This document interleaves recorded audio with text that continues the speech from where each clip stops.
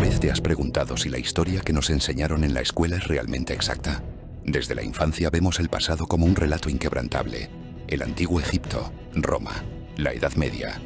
Pero, ¿y si hay grietas en esa narrativa? Pinturas medievales que muestran a personajes bíblicos como caballeros de su época, armas de hierro en pirámides egipcias antes de que existiera la tecnología, o cronologías que se contradicen por siglos enteros. Este documental explora las rarezas e inconsistencias que cuestionan nuestra visión del tiempo histórico, desde los errores de Scaliger hasta las teorías de Fomenko y Morozov. Prepárate para repensar el pasado. ¿Conocemos realmente nuestra historia o hemos sido engañados por siglos de malinterpretaciones? Bienvenidos a un viaje que podría cambiarlo todo.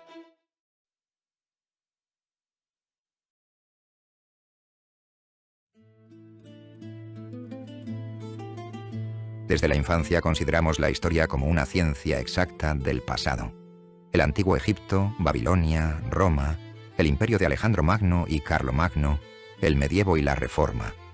Libros científicos, exposiciones en museos, novelas históricas y películas de cine nos convencen de que sobre estos y otros periodos se conoce prácticamente todo, y que prácticamente para cada pregunta de una mente escrutadora, los historiadores seguro que tendrán lista una respuesta, y que las lagunas que todavía hay en la historia no tienen un carácter primordial y se irán rellenando paulatinamente mediante nuevas investigaciones y pronto desaparecerán del todo.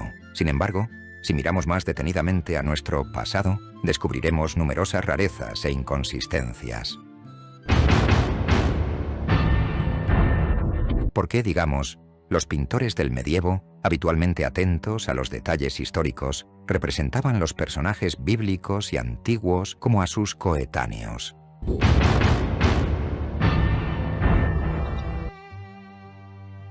¿Cómo los guerreros antiguos podían tajar a sus enemigos con espadas de bronce si en aquellos tiempos todavía no había bronce?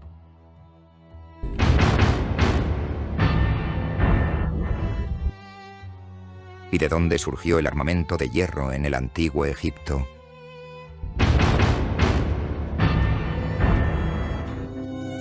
¿Y por qué se han conservado tan pocos monumentos de la Alta Edad Media y tantísimos de una antigüedad muy anterior, ya que por lógica debería ser al revés? ¿Y con qué fundamento Iván el Terrible se autodenominaba descendiente directo del emperador romano Augusto? Aparentemente, estos y otros enigmas deberían obligar a los historiadores a estudiar nuestro pasado con más atención. Pero esto todavía no ha ocurrido, y por ello surge involuntariamente una pregunta. ¿Acaso conocemos realmente nuestra historia?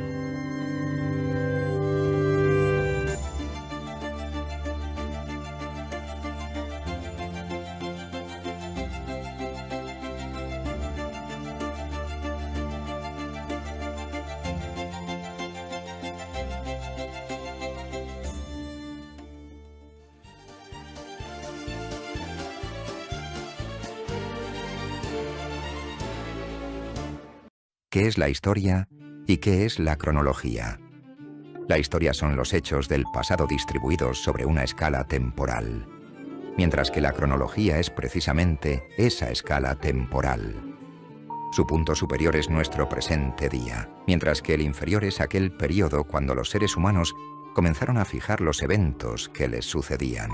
Destacaremos que la versión actual de la historia, considerada hoy en día la única verdadera, no existió siempre. Hasta el siglo XVI no había existido jamás una cronología ininterrumpida. En el mejor de los casos, las personas podían determinar las fechas de sucesos de 100 o 150 años de antigüedad.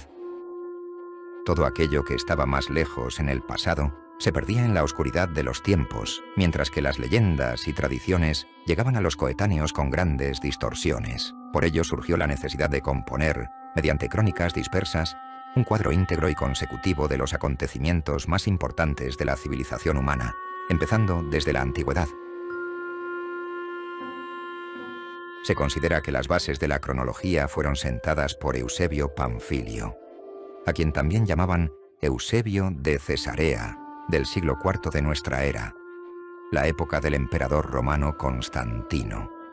Pero por desgracia, Hoy en día es imposible leer su crónica en su totalidad. El original solo existe en fragmentos, y el resto son redacciones libres de San Jerónimo en latín. En el siglo XIV, el historiador eclesiástico y monje del monasterio de Santa Sofía en Constantinopla, Nicéforo Calixto, intentó escribir una nueva historia de los 3 primeros siglos, pero no pudo decir nada nuevo. Simplemente repitió lo escrito por Eusebio Panfilio, mientras que la cronología actual fue creada y prácticamente concluida en las obras fundamentales de los cronólogos de los siglos XVI-XVII, el historiador y filósofo Joseph Scaliger y el teólogo jesuita Dionysius Petavius. Es precisamente su versión de la historia la que estudiamos a día de hoy.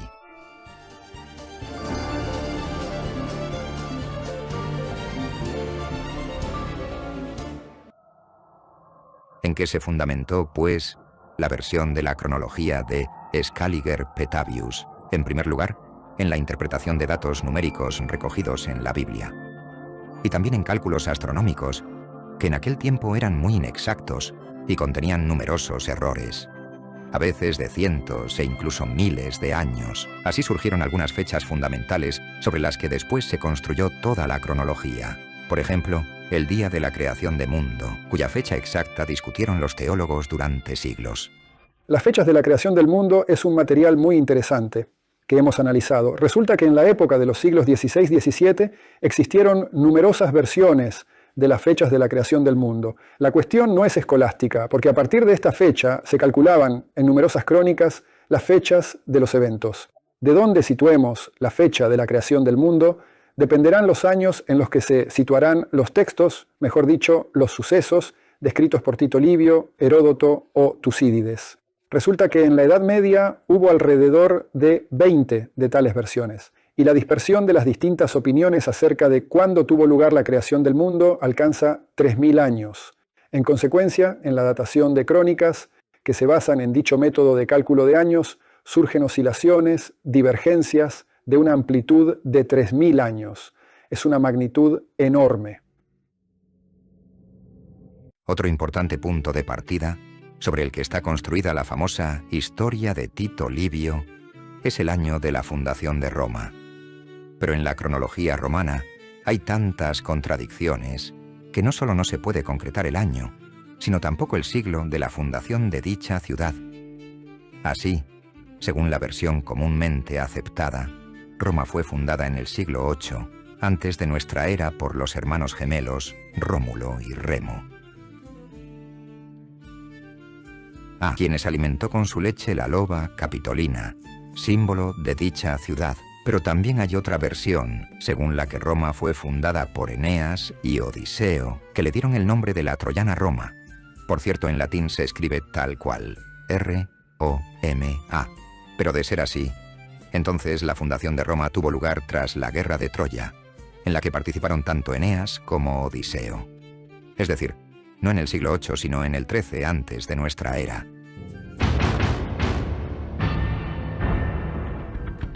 ¿Cómo conciliar estas versiones? Resulta que el bien Roma fue fundada 500 años antes, o bien la guerra de Troya tuvo lugar 500 años más tarde. Pero es que, en la cronología de Roma, se fundamenta también la historia de Grecia, Egipto y Europa occidental. En consecuencia, la modificación de la cronología romana trae consigo el cambio de la historia de todos los estados relacionados con ella.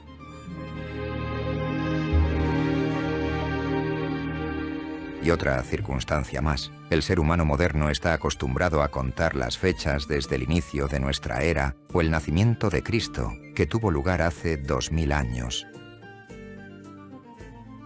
Pero no siempre fue así. Se considera que el año de nacimiento de Cristo fue calculado por primera vez por el monje romano Dionisio el Exiguo, en el siglo VI de nuestra era, es decir, más de 500 años después del suceso en cuestión. A causa de las constantes discusiones acerca de la certeza de esta fecha, la formulación «después de Cristo» comenzó a ser utilizada en los documentos de la Cancillería papal solamente a partir del año 1431. Dejemos de lado los diferentes métodos para determinar dicha fecha y observemos el detalle más brillante en la descripción del nacimiento del Salvador. la estrella de Belén. Cuando Jesús nació en el Belén de Judea, en los días del rey Herodes, vinieron a Jerusalén magos de Oriente y dijeron: ¿Dónde está el nacido rey de los judíos? Pues vimos su estrella en Oriente y hemos venido a reverenciarle. Y esa estrella que ellos vieron en Oriente iba delante de ellos cuando por fin llegó y se detuvo sobre el lugar donde estaba el niño. Por todos los indicios astronómicos, en los evangelios se describe la explosión de una supernova, cuyo resultado fue la formación de la nebulosa del Cangrejo en la constelación de Tauro. Y solo en el siglo XX los científicos calcularon que esta supernova pudo haber estallado en el intervalo de los años 1112 al 1170 de nuestra era, mientras que hace 2000 años no ocurrió nada similar en el cosmos. En general, la cronología no es un arte sencillo. Hay que conocer los diferentes métodos de fijación de fechas, comparar antiguos calendarios, saber analizar los antiguos eclipses. Los cronólogos medievales tan solo estaban empezando a aprender este arte.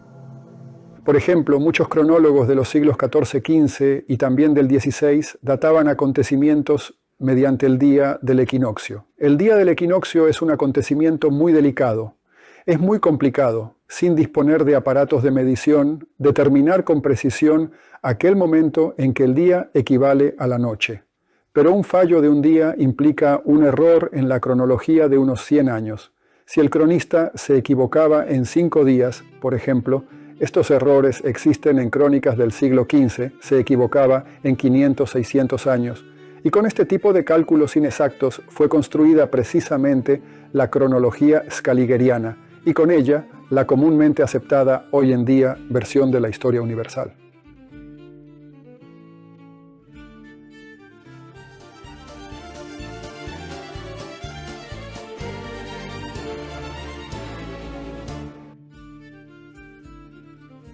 Principalmente, el edificio de la historia está construido con base en textos escritos, en crónicas, pero los sucesos reales podían reflejarse en ellas de manera diferente.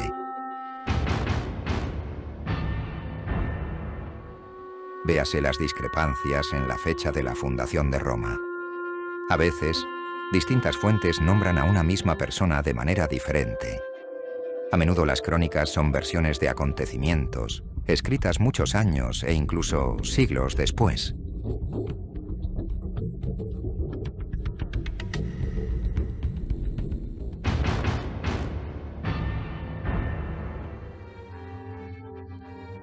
Así que, si leemos que en tal año Gengis Khan conquistó medio mundo, eso no significa que lo escribiera un testigo de los acontecimientos. Aparte de eso, el significado de las palabras y los nombres podía cambiar. Por ejemplo, antaño, los textos se escribían frecuentemente sin vocalización, es decir, sin vocales, mientras que otros modos de escritura, como el árabe, no tenían ningún tipo de indicación de vocales. Naturalmente, con el paso del tiempo, las vocales no señaladas se olvidaban, se confundían, se reemplazaban por otras, y luego un historiador leía la crónica y veía una reducción, PRS. ¿Qué es? ¿Persia? Puede ser. O puede que París. O quizá Prusia.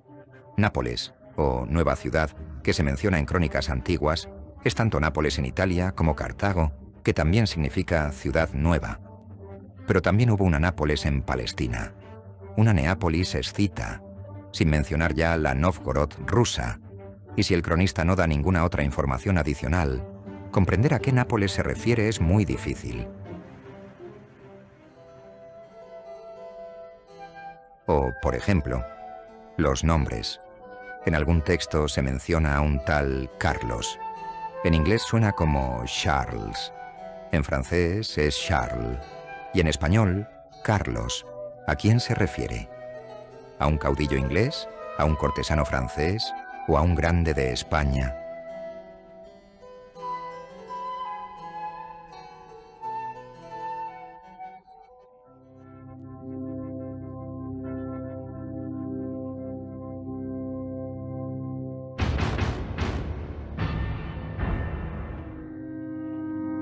Una gran importancia para una exacta datación también reside en la correcta interpretación de los textos antiguos, que no ocurre siempre. Por ejemplo, se han conservado numerosas listas de faraones egipcios que contienen solo nombres, sin enumerar fechas ni hechos. Es más, no hay certeza de que todos ellos fuesen realmente faraones y no altos dignatarios. Y con esos nombres, los egiptólogos compusieron precisamente las incontables dinastías.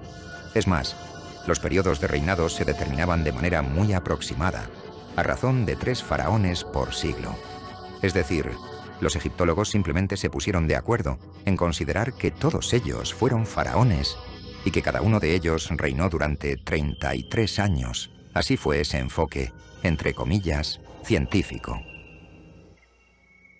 Y en general, esa actitud hacia la cronología se ha conservado incluso hasta nuestros días. Y hoy en día, los historiadores trabajan, principalmente, con tablas creadas por otros, sin verificarlas ellos mismos, sin comprender nada, sin saber cómo esos números llegaron a esas tablas. Pero, sin embargo, ellos saben que con ese número, digamos, pueden darle un materialito a un político que necesita dar un discurso, o bien encontrar algo para los libros de texto o para un artículo científico. Es decir, ellos escarban en esas tablas simplemente para dar un valor científico a sus fantasías actuales sin cuestionarlas jamás, como si fueran dogmas sagrados. De todos modos, a pesar de que la mayoría de textos que han llegado hasta nosotros sobre la historia de Egipto están escritos en griego, por lo menos existen. Pero en cuanto a la historia de la India, no hay ningún documento que pueda ser datado de manera inequívoca.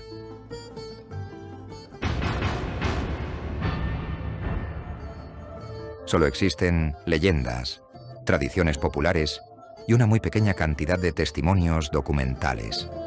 Para recrear la historia de la antigua India, mayormente nos vemos obligados a apoyarnos en los testimonios de los geógrafos griegos o los viajeros árabes, que a menudo ni siquiera podían señalar dónde se ubicaba la India. A veces la confundían con África e incluso con Italia, pero esto no impidió que la cronología escaligeriana considerara la historia de la India como una de las más antiguas de la Tierra. Otra de las causas del surgimiento de las inexactitudes cronológicas es el uso de diferentes métodos de abreviación de fechas.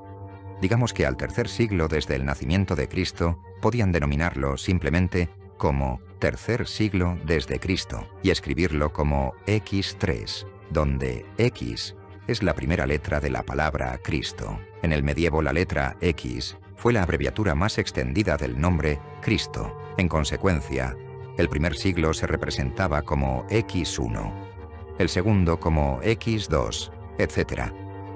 Es posible que precisamente de esas abreviaturas surgieran las designaciones de siglos aceptadas hoy en día. Sin embargo, más tarde, los cronólogos medievales comenzaron a interpretar la letra X como la cifra romana 10. Tal interpretación añade automáticamente 1000 años a la fecha inicial, y el siglo III enseguida se convierte en el 13. Otra forma abreviada de anotación del nombre de Jesucristo pudo haber sido la letra latina I. La primera letra del nombre, Jesús. Resulta que la fecha que hoy consideramos el año 1300. Inicialmente pudo haber significado I300, es decir, el año 300 desde Cristo o simplemente el año 300 de nuestra era. Un ejemplo visual es la marca de imprenta de Ludovico el Sevir, datada supuestamente del año 1597. Este ejemplo es interesante porque aquí figuran las anotaciones de la fecha tanto en cifras árabes como romanas. En este retrato de Felipe, segundo rey de España, que se encuentra en el Museo del Prado, la supuesta fecha 1598, se puede ver que está escrita con la letra J, como la inicial del nombre Jesús. Otro ejemplo es también la fecha 1524 en un grabado de Alberto Durero. Vemos que la primera letra no solo está separada por un punto del resto de cifras, sino que está escrita claramente como una I latina, con punto. En otras palabras, como la primera letra del nombre Jesús. Precisamente de este modo, una errónea interpretación de las crónicas traía consigo la modificación de la centenaria historia de los pueblos, sobre papel, por supuesto, Pero esas son precisamente las fuentes escritas que usamos para estudiar la historia universal. También merecen una especial atención los mapas medievales. Estamos acostumbrados a que Oriente en los mapas esté situado a la derecha, Occidente a la izquierda, el norte arriba y el sur abajo.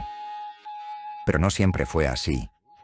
Muchos mapas medievales estaban girados y Occidente en ellos estaba al contrario, a la derecha, mientras que Oriente a la izquierda. Justo ese es el aspecto que tienen los mapas marinos del Atlas de Pietro Visconti, datado del siglo XIV. Por ejemplo, en el mapa del Mar Negro, el norte está abajo, el sur arriba y la península de Crimea está representada al revés. He aquí un mapa del mar Mediterráneo. Oriente a la izquierda, Occidente a la derecha. Mapas de España y África. África arriba, España abajo. He aquí un mapa girado de Inglaterra y Francia. Francia a la izquierda, Inglaterra a la derecha. En los mapas antiguos hay muchas cosas interesantes que no concuerdan con la versión tradicional de la historia. En primer lugar, la geografía del medievo era muy inestable y con los mismos nombres podían ser llamadas distintas ciudades, y las vinculaciones contemporáneas de los acontecimientos históricos con unos u otros nombres geográficos no siempre son correctas porque responden a las consideraciones actuales de los historiadores sobre dónde, cuándo, qué y cómo se denominaba. Pero si observamos los mapas, veremos un cuadro totalmente distinto, sorprendente y revelador que invita a repensar todo.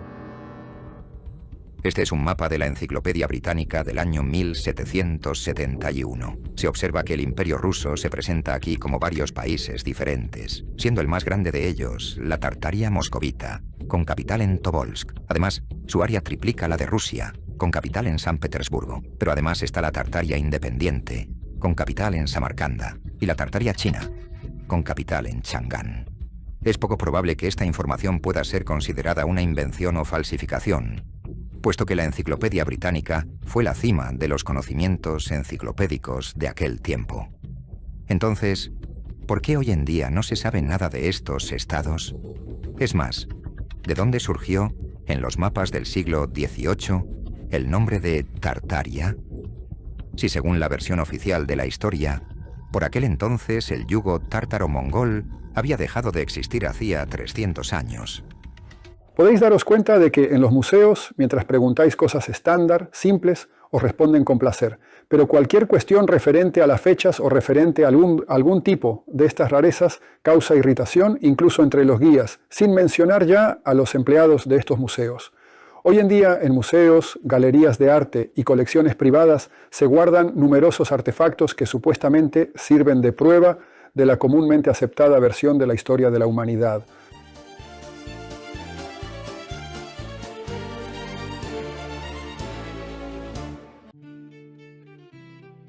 Por ejemplo, numerosas piezas de bronce que tradicionalmente atribuyen a la Edad del Bronce.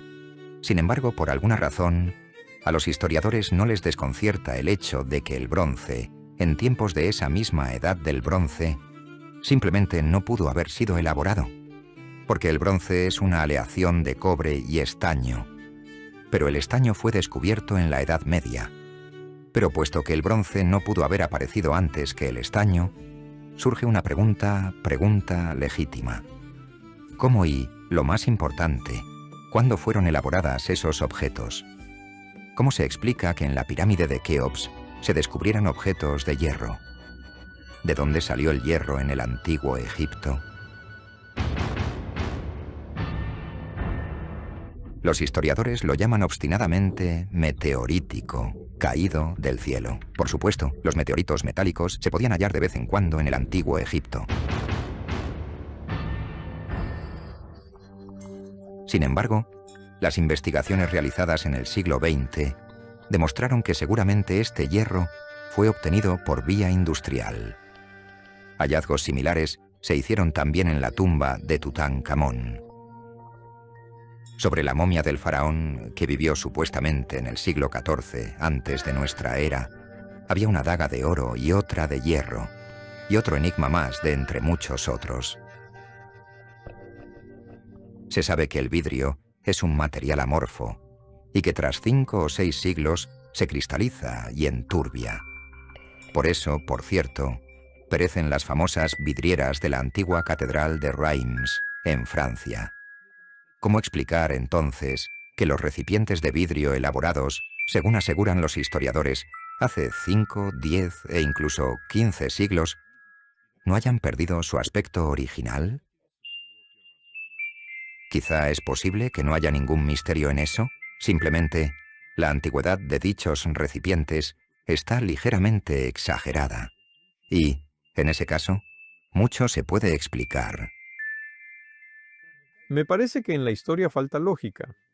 Realmente, hoy en día hay que impartir no solo historia, sino también muchas otras ciencias sociales con el uso, al fin y al cabo, de la lógica.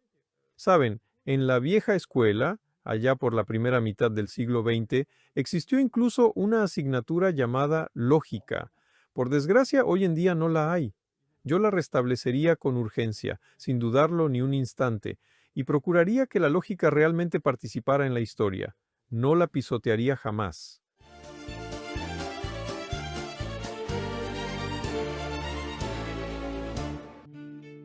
Hay muchas cosas de las que los historiadores prefieren no hablar, puesto que contradicen claramente la historia y cronología aceptadas. Veamos, por ejemplo, una trama tan extendida en la pintura medieval como el Gólgota y la Pasión de Cristo. ¿Cómo representaban los pintores este suceso? Resulta que estaban convencidos de que Palestina estaba cubierta de frondosa vegetación y que Jerusalén estaba situada a orillas de un caudaloso río o de un gran estrecho. Esta es la Catedral de San Lorenzo de Nuremberg. Uno de los cuadros representa el descendimiento de la cruz del Salvador.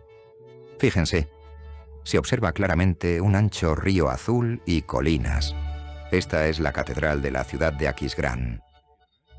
En este cuadro también se ven claramente árboles ramificados y un estrecho o un río ancho. Pero resulta que en Jerusalén no hay ni lo uno ni lo otro. En este lienzo hay otro detalle curioso. Junto a Cristo hay una persona con un gorro de piel, con orejeras. Por cierto, personajes vestidos de manera similar se pueden ver también en uno de los grabados de Durero que representa el Vía Crucis. El hombre también lleva un gorro de piel y, además, un caliente abrigo de piel. ¿En qué tipo de clima, en opinión de los pintores medievales, se ubicaba Jerusalén?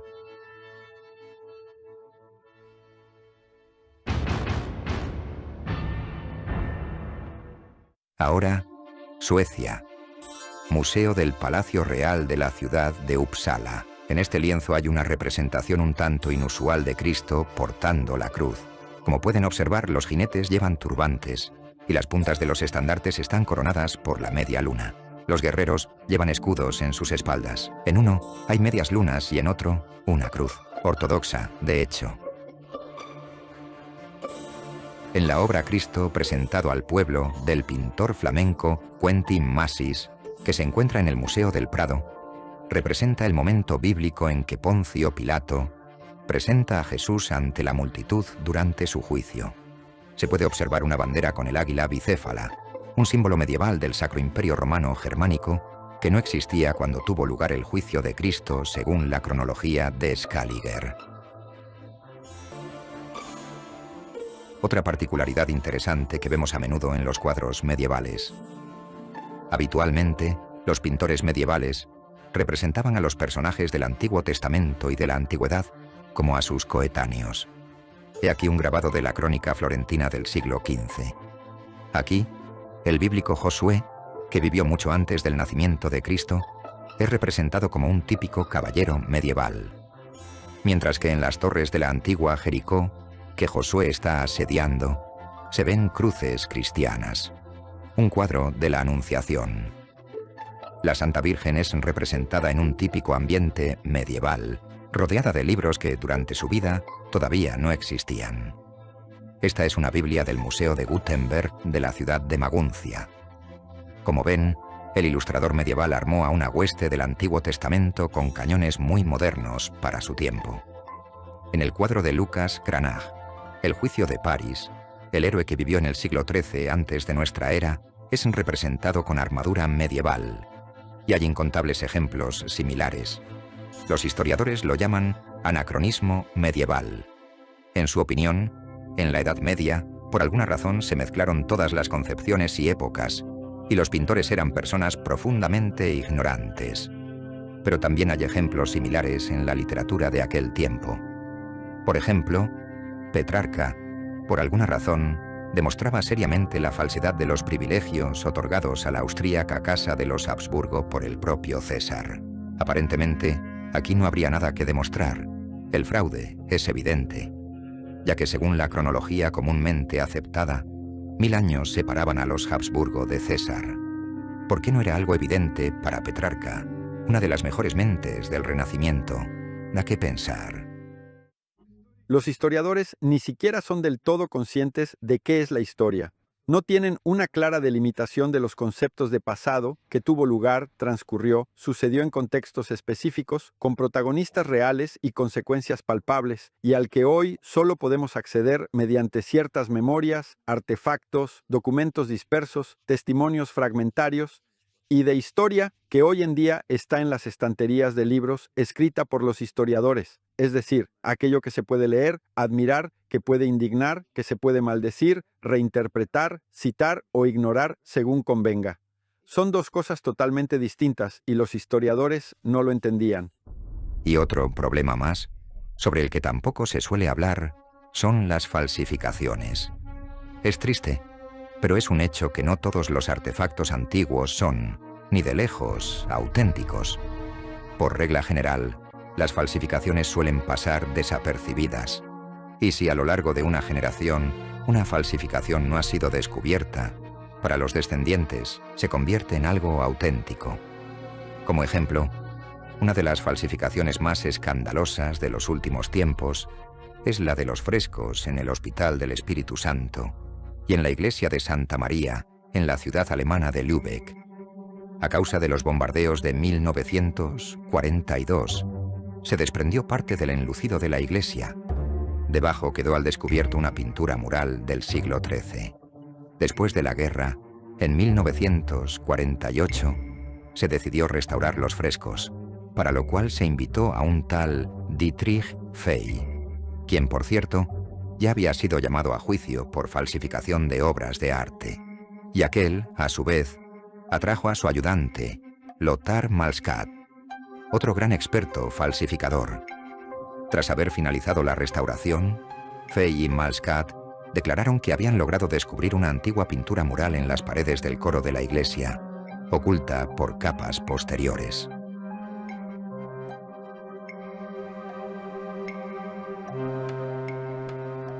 Después de 3 años de trabajo, para el 7º centenario de la ciudad, tuvo lugar una solemne inauguración de la restaurada iglesia.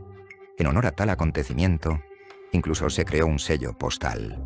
Seguramente, estos frescos seguirían siendo considerados antiguos hoy en día si las autoridades de la ciudad hubieran condecorado a ambos restauradores, pero solo condecoraron a Dietrich Fey, mientras que Malskatt no recibió nada.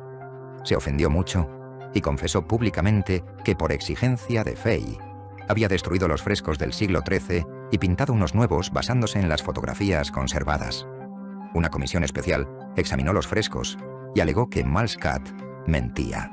Cuando el virtuoso restaurador pidió a los miembros de la comisión que se fijaran con más detenimiento en los rostros de los santos, la comisión quedó boquiabierta. Los santos tenían los rostros de Gengis Khan.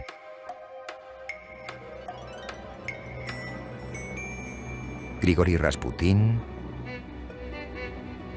Marlene Dietrich e incluso la propia hermana de Malskatt.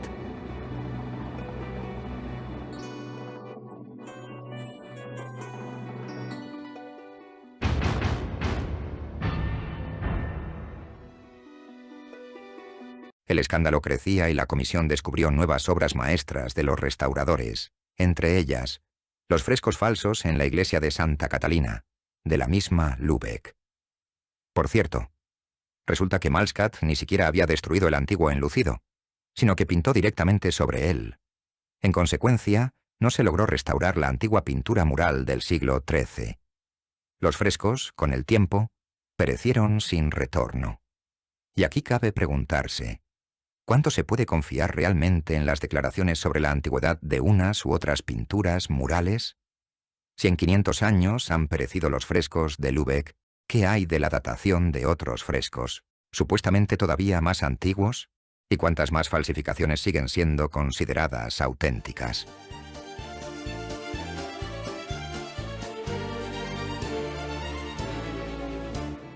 La mayoría de los historiadores rusos y occidentales están convencidos de que los eslavos son una de las etnias más jóvenes del mundo. Y en tiempos de César o Alejandro Magno, los eslavos vestían con pieles de animales. Aquí conviene recordar a los etruscos. Se considera que antes de la fundación de Roma, los etruscos habitaban su territorio y que fueron precisamente ellos quienes crearon la loba capitolina de bronce, lo que por cierto atestigua su habilidad para trabajar el metal con gran destreza. ¡Qué curioso! Después de dejar numerosos monumentos escritos, brillantes artefactos, estatuas e incluso ciudades bien fortificadas, tales como Capua, Florencia o Bolonia, los etruscos de repente se desvanecieron. En cuanto a los textos conservados, se supone que han intentado descifrarlos varias generaciones de científicos sin obtener ningún resultado. En Italia incluso hay un dicho, Etruscum non legitur, que se traduce como el etrusco no se lee. Pero lo que es todavía más sorprendente es que en Rusia se aprendió a leer etrusco ya en el siglo XIX gracias a Tadeusz Wolanski, quien sugirió que la lengua etrusca era cercana a la eslava e incluso compuso un alfabeto etrusco. No hay nada sorprendente en ello. Resulta que 1/3 de las letras etruscas coinciden con las del alfabeto cirílico. Y si se utiliza el alfabeto de Wolanski, entonces las supuestamente ilegibles inscripciones se entienden perfectamente. Juzguen ustedes. He aquí el original de un texto etrusco. Воля дає, може, що за ні мілегчає. La traducción al ruso es evidente. Волю даю, может быть, что ее милый чаешь. Suena casi igual. Significa que la lengua etrusca puede considerarse una variante del eslavo, que surgió y se extendió incluso antes de la fundación de Roma.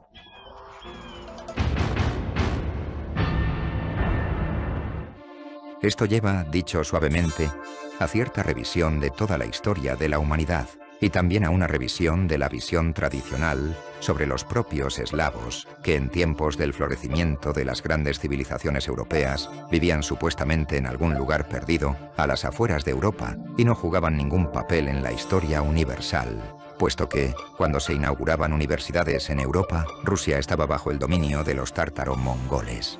Nos dicen que, supuestamente, una horda de nómadas bastante salvajes salió de las polvorientas y desérticas estepas y pedregosos desiertos del territorio de Mongolia, recorrió miles de kilómetros, alcanzó Rusia, conquistó potentes estados, siguió avanzando, conquistó algunos estados de Europa occidental, fue todavía más allá, entró en Egipto e instauró allí la dinastía de los mamelucos, según la narrativa historiográfica convencional.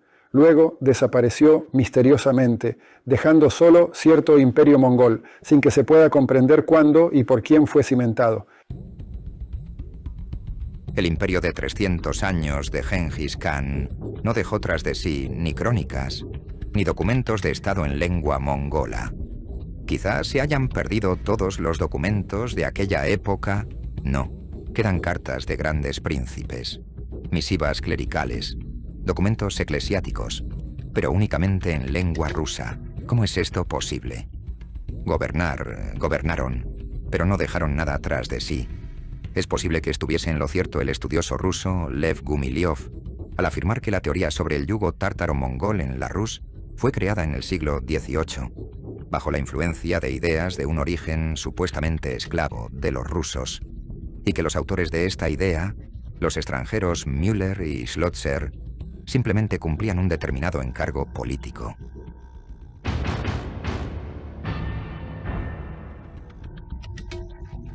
Y otro enigma más de la historia rusa. ¿Por qué el libro de Afanasi Nikitin, Viaje allende los 3 mares, compuesto para el lector ruso, está parcialmente escrito en lengua árabe? y no se trata de citas de autores árabes. El texto pasa suavemente del ruso al árabe y viceversa.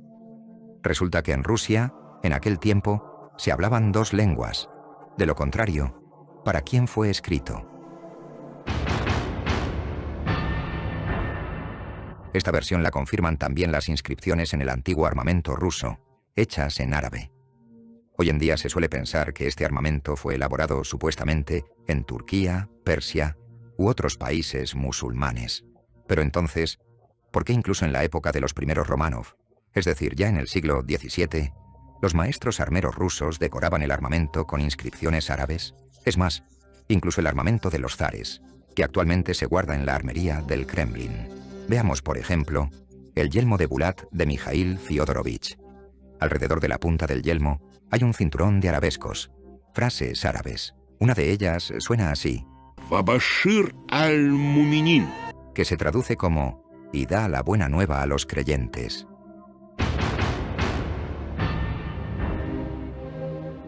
Muchos enigmas rodean también a los zares rusos. Por ejemplo, se suele pensar que, en tiempos de Iván el Terrible, Rusia era un estado débil y no tenía mucha influencia sobre sus vecinos. Pero he aquí un hecho interesante. A día de hoy, en los museos europeos se guardan cartas de Iván el Terrible a los monarcas europeos, cuyo tono causa asombro.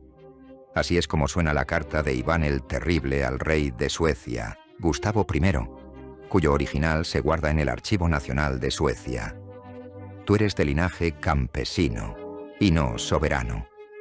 Cuando los virreyes de Nóvgorod del gran soberano, el zar ruso, envían a su embajador al rey Gustavo, entonces Gustavo, rey de Suecia y Gotia, ante este embajador deberá besar la cruz.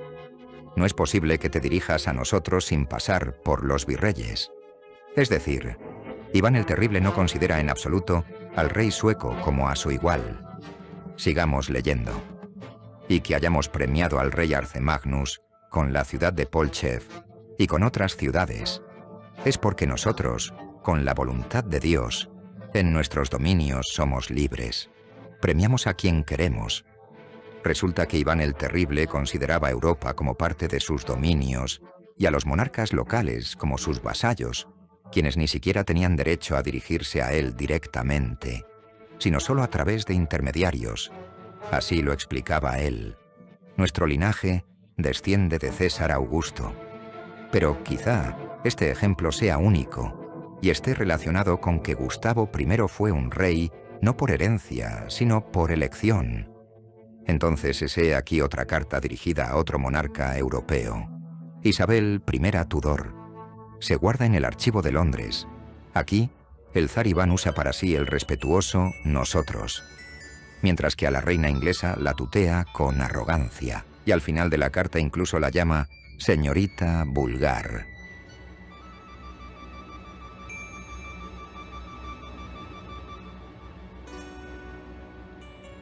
Los historiadores explican un tono tan cargado de desprecio con una enfermedad psíquica de Iván el Terrible. Entonces, ¿por qué los monarcas europeos reconocían su linaje? ¿Acaso Iván el Terrible pudo haber sido realmente descendiente de Augusto? Ya que los separan 1500 años, o quizá mucho menos.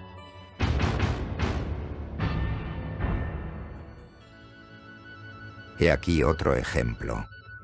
Uno de los patrimonios nacionales de Francia es una Biblia en antiguo eslavo eclesiástico, que trajo como regalo para su esposo, Enrique I, la princesa Ana Yaroslavna, hija de Yaroslav el Sabio. A lo largo de muchos siglos, esta Biblia se utilizó durante la coronación de los reyes franceses.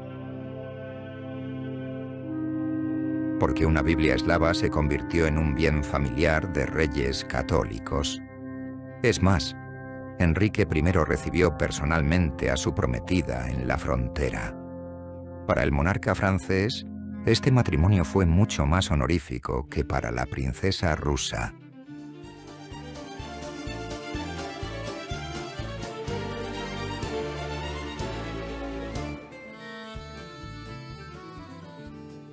Una pregunta legítima. ¿Acaso a lo largo de varios siglos, incluso las mentes más brillantes de su tiempo, ¿no se dieron cuenta de las numerosas incongruencias en la historia? Claro que lo hicieron. Cada nueva generación de científicos encontraba dificultades para conciliar los numerosos datos de las crónicas con la versión de Scaliger Petavius, Isaac Newton.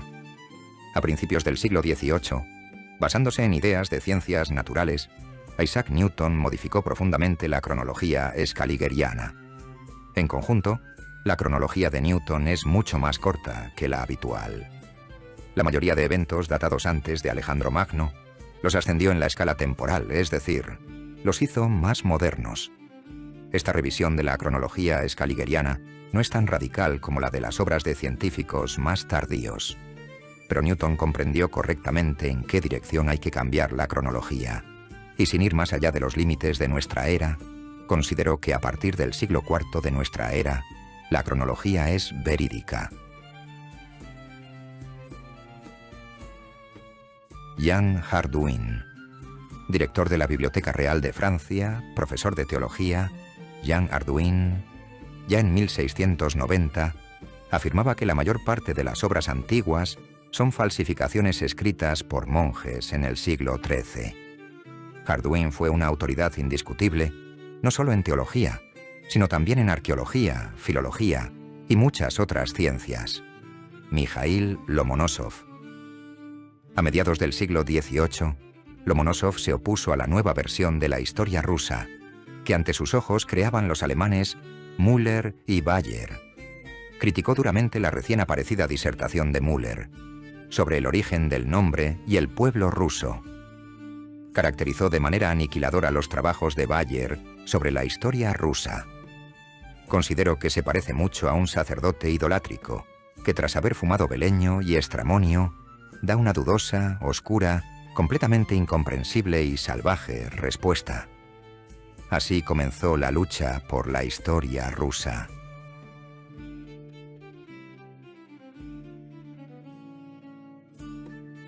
Robert Baldauf. El filólogo alemán del siglo XIX, Robert Baldauf, investigando la antigua poesía de Homero, Sófocles y Aristóteles, descubrió que el estilo de sus obras recuerda al de los trovadores medievales, y que en el latín de Horacio hay rastros de influencias de las lenguas italiana y alemana. Baldauf llegó a la conclusión de que todos estos escritores antiguos fueron realmente humanistas italianos de la época del Renacimiento. Theodor Mommsen. El historiador alemán del siglo XIX, Theodor Mommsen, fue uno de los más grandes representantes de una corriente científica que recibió el nombre de hipercriticismo. Mommsen escribía acerca de los evidentes desajustes en la cronología romana. Fue precisamente él quien señaló que en la datación de un acontecimiento tan crucial como la fundación de Roma existen divergencias de 500 años. Nikolai Morozov. El destino de Nikolai Alexandrovich. Morozov fue complicado. A los 20 años, Morozov se hizo revolucionario. En 1881 fue condenado a cadena perpetua en la fortaleza de Schlisselburg. Allí estudió por su cuenta química, física, astronomía, matemáticas e historia. Fue liberado en 1905, habiendo estado encarcelado casi 25 años. Tras su puesta en libertad, se dedicó activamente a la ciencia y a la labor científico-pedagógica, y tras la Revolución de Octubre, se convirtió en el director del Instituto Lesgaft de Ciencias Naturales. Propuso, y parcialmente sentó las bases de la hipótesis fundamental de que la cronología scaligeriana de la antigüedad está artificialmente alargada y debe ser revisada hasta el siglo VI de nuestra era. Esta hipótesis se basa en las repeticiones que él descubrió. ¿Qué significa esto? Morozov sugirió que en diferentes textos históricos, unos mismos eventos están datados de diferente en años. Esto pudo ocurrir a causa de la transcripción o traducción de textos por diferentes cronistas. Por ello, un mismo acontecimiento empezó a ser considerado como varios hechos completamente distintos, sin relación entre sí. Se databan y ubicaban en el eje cronológico con independencia unos de otros, y como resultado de esto, en la cronología se formaron duplicados, o reflejos fantasma de periodos históricos reales. En crónicas de distintos siglos figuran dinastías y gobernantes con biografías asombrosamente similares. Por ejemplo, Octaviano Augusto y Constantino I, Augusto el Grande. Ambos no procedían de familias nobles y eran bravos guerreros, señalados por emperadores anteriores, respectivamente César y Diocleciano, por su inteligencia y valentía. Ambos tuvieron cogobernantes, a causa de los que luego estallaron guerras, en las que ambos vencieron y se convirtieron en gobernantes únicos. Le siguen numerosas coincidencias más, incluyendo el final de ambos. Tanto uno como otro enfermaron de repente y murieron por el camino. Similitudes parecidas se pueden observar también en otros pares de emperadores. Pero, ¿realmente es tan importante conocer la verdadera historia? ¿Qué diferencia sustancial hay para una persona corriente entre que Roma fuera fundada 500 años antes o después? ¿Cuándo tuvo lugar la guerra del Peloponeso y otros cientos de guerras? ¿Qué relación tiene todo esto con su vida diaria, con sus problemas y preocupaciones? ¿Acaso la nueva historia le hará más feliz, más exitoso o más rico? La cronología, desde nuestro punto de vista, es el esqueleto de la historia, la espina dorsal de la historia. Y si resulta que esta espina dorsal no funciona, no tiene firmeza, entonces todo el edificio de la historia se derrumba. Es por eso que los historiadores temen tanto nuestra crítica de la cronología. En la historia ha habido muchos ejemplos cuando las decisiones políticas, unas decisiones políticas de mucha responsabilidad, diría yo, que conllevaron a resultados catastróficos, se tomaban con base en concepciones históricas. Esto realmente ocurrió y ocurrió más de una vez. La cronología es la base de todo el edificio de la historia en conjunto. La versión de la historia dependerá de las fechas que haya. Y no solo la versión de la historia. Las fechas determinan nuestra visión de la cultura, de la lengua, de la historia de la civilización, de cómo se desarrolló la humanidad. La modificación de las fechas influye radicalmente en todo esto. Muchos hechos contemporáneos y de las épocas cercanas a nosotros, el siglo XIX, adquieren una nueva luz si tenemos en cuenta, de manera certera, cuál fue la historia correcta anterior al siglo XVII. Entonces, ¿cómo determinan los historiadores las fechas históricas? ¿Cómo componen esta escala temporal? ¿Qué métodos emplean para ello? ¿Y se puede comprobar acaso su efectividad? De esto tratará nuestro siguiente film. ¿En qué se fundamenta la historia?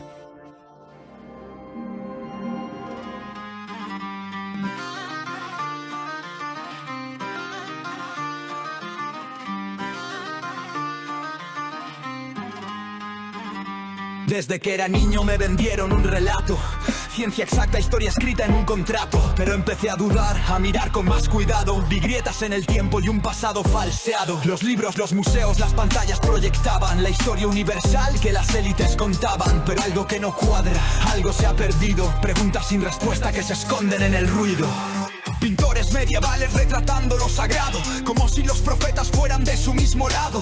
Togas y armaduras de una época distante, pero en los lienzos aparecen como instantes. Dime cómo es que un guerrero con espada de bronce cortaba acero en batalla sin romperse en el golpe. Egipto y sus armas forjadas en hierro, antes del tiempo en que existía ese invento. Si los siglos destruyen lo que se construye, porque el medievo se desdibuja y lo más antiguo influye. ¿Dónde están los templos, las murallas, las ciudades de un tiempo intermedio lleno de oscuridades? Historia, ciencia o ficción, dime qué es verdad. ¿Quién escribe el guión? ¿Quién controla la edad? Si el pasado es mentira y el tiempo se dobla, ¿vivimos engañados o cambiaron la obra? Historia, ciencia o ficción, dime qué es real. ¿Quién forjó los imperios? ¿Quién ocultó el final? Si todo es un cuento que se nos ha narrado, quiero la verdad, que se rompa el candado.